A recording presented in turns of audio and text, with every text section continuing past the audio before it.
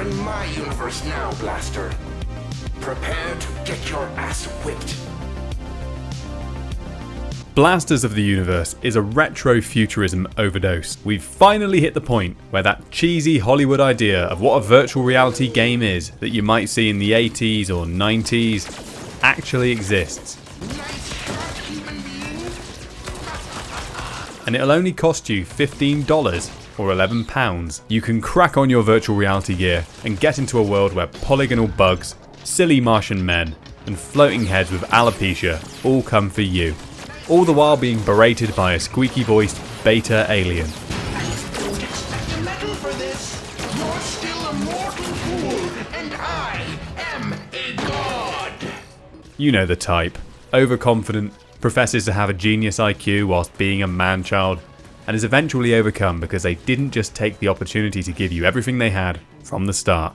This game is early access, and they actually just added an intro movie. So here's a little snippet of that. My dominance absolute. I eviscerated opponents quarter after quarter, token after token, until I stood on gaming's mountaintop. I strapped in and crossed over, blasting into the unrendered abyss. I ascended to my infinite throne, my seat amongst the immortals as Grandmaster Alwyn, Virtual Space Lord! Blasters of the Universe is not just a wave shooter. It's a mix of a wave shooter and a bullet hell. Bullet hells being really satisfying games where you dodge bullets and typically have a single point of weakness. As long as that laser doesn't hit you straight in the face, you're okay. But that's harder than you'd think. As an aside, it's impossible not to plug one of my favourite games of all time here. Jamestown. Jamestown is the best bullet hell I've ever played. I love it so much. Check it out for some arcade bliss. The hardest difficulty mode is a barely beatable arcade nirvana, and it has godlike visuals, audio, and so on. Anyway, the gameplay here is incredibly simple, but you do get to choose your weapon. You have a few options for mag types, barrel types, a special modifier, and ammo types. There's also a gun size, which only really affects where you have to swap your mags. You also get a shield, which can either be a big defensive wall, or a reflective surface, or give you an ability to wipe all of the projectiles off the screen at once. So you've got your gun, you've got your shield, and you've got your play space to duck and weave around in. Up until a few days ago, there was only one mode, Endless Mode. However, they have just added the campaign mode. But let's look at Endless Mode first. In Endless Mode, the goal is just to get better for yourself, or to try and do some dick swinging on the online leaderboards. In the last patch, I got to number 41 in an evening. But since the leaderboards have been reset, I've snuck into some of the top spots. But I'm nowhere near the god tier. The point system is great. The better you play, the faster it ramps up. You get points for near misses to your face, you get points for quick takedowns, headshots. All of this adds up to your score climbing quickly as you improve and realise that hiding behind your shield is a last resort. Instead, ducking and weaving your head through the increasingly dense cloud of lasers is designed not just to feel satisfying, but to be rewarding. The enemy spawning is at least to an extent random. This means that you can sometimes run into a horrible mess of your least favourite enemies early on, or the little bastard exploding bugs could spawn just at the worst time for you to defend yourself. It all adds to the thrill. It does add that element of chance, but repetition is the great equaliser here. Additionally, the enemy attack types ramp up as time progresses, so regardless of spawns, you won't be seeing the most heinous attack patterns until you've earned it. As for the control of the gun, it's really solid. The lag time on bullets makes aiming a matter of skill and can be mixed up through modifications. I don't think I can speak to the balance across all of the weapon types, as for me, it's really about finding what you like. Within an hour, I'd gotten there. For all I know, the best players could be using the automatic rifle setup with the weak bullets that ping around between enemies, and I'm not even sure I'd want to know.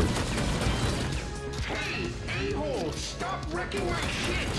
I found myself naturally drawn to doing more damage and having to reload more. A glass cannon if you will. But whatever approach you take, there's going to be times where you might have done better off with a different weapon set. I only got on with one of the shields, which was the Spartan looking one that reflects. Boy is this thing cool. It can really get you out of a jam by giving you some extra firepower during a tense moment. Admittedly, the further I got, the more that I thought the ability to sit behind a shield for longer or wipe out all of the incoming projectiles would be useful. But even so, I think that usually happens when you're being overwhelmed, and you'd still have those enemies bearing down on you. As you keep trying the endless mode, you'll run into certain patterns that absolutely screw you up. You'll learn which enemies you hate, and which ones you don't. You'll count how many hits it takes to kill an enemy, so you can spend less time shooting stray bullets into a recently occupied bit of air. Now, onto the campaign mode. I was excited for this. I got in, set up my favourite gun, and managed to get to the boss on my first try.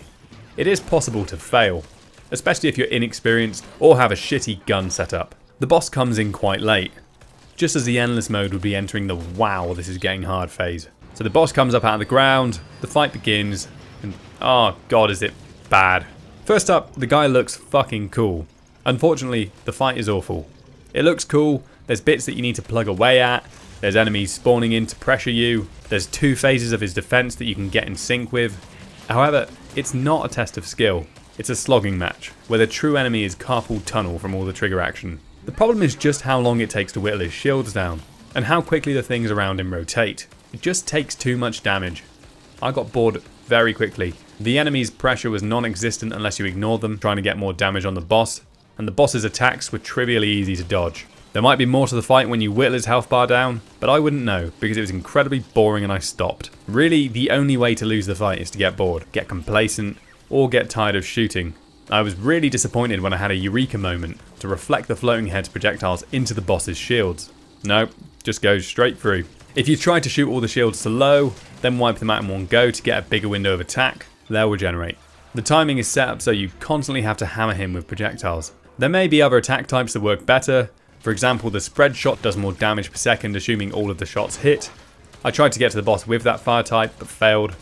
It just wasn't as good as everything else, and I don't believe they were looking to funnel people into finding a specific weapon setup for the task either. I am sure this will get patched, but at the moment it's a stain on the game that otherwise knows very well what's fun and how to ramp up the intensity. Speaking of patches, this game has been in early access for a while. The content trickle is fairly slow, but it's been gaining momentum in the last few months. The devs definitely care about the game being fun and balanced. A quick look at their comprehensive patch notes makes this very clear. Right now, with this one level and one good mode, I think the game is already worth the money.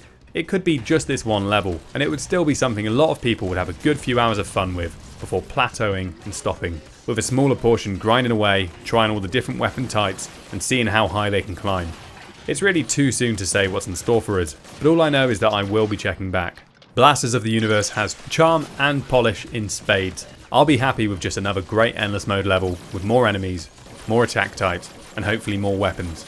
If the game can become a bit more complex and varied, and the campaign mode can be fixed to be something truly exciting with mini bosses and an actually enjoyable end boss, the game could really end up being something amazing. And that's it for now. Thank you very much for watching, I hope you check out this game, and I hope to see you next time.